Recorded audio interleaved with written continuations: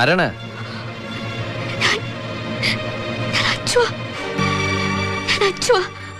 അശ്വതി.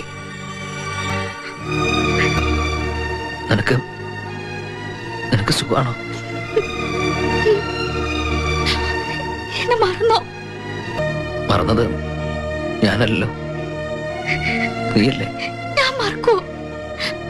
മറക്കാനാണെങ്കിൽ എനിക്ക് ഇത്രയും നാൾ കാത്തിരിക്കാൻ പറ്റുമോ? കാത്തിരിക്കേ? അപ്പൊ നിന്റെ കല്യാണം കഴിഞ്ഞില്ലേ? കല്യാണോ? ആരാ പറഞ്ഞ? എനിക്കങ്ങനെ കഴിയുമെന്ന് തോന്നുന്നുണ്ടോ? അച്ചു, അപ്പൊ നീ ഈശ്വര. അച്ചു, നീ ഇപ്പൊ എവിടുന്നാ?